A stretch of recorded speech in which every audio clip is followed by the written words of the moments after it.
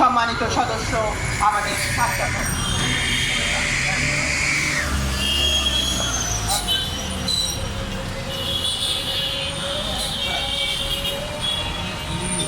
সোনার বাংলা পার্টি আয়োজিত আজকের এই বিক্ষোভ সমাবেশের সহযোগিতা সভাপতি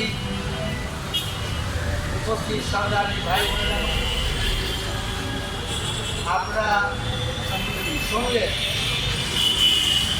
যে বাংলাদেশের অন্তর্বর্তীকালীন সরকার ফেব্রুয়ারি মাসের 9 তারিখ মার্কিন যুক্তরাষ্ট্রের সাথে একটি বাণিজ্য চুক্তি করেছে।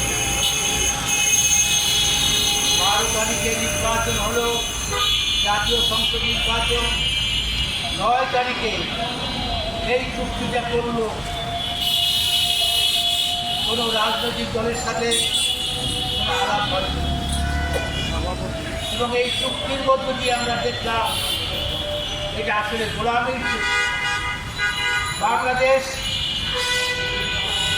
এই চুক্তি যদি বাতিল না হয় তাহলে বাংলাদেশ অন্য কোনো দেশের সাথে যদি বাণিজ্য চুক্তি করতে চায় তাহলে মার্কিন যুক্তরাষ্ট্রের সরকারের অনুমতির প্রয়োজন হবে। এই কিছুদিন আগে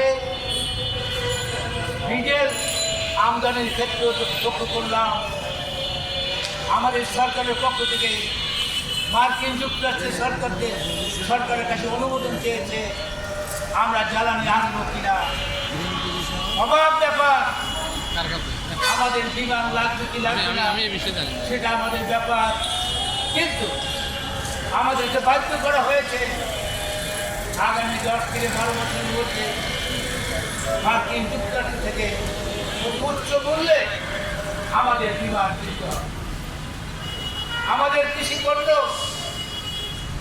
আমরা এমন একটা জায়গায় গেছি যেগুলো আগামীতে আমরা এই কৃষি পণ্য রপ্তানি করতে পারব।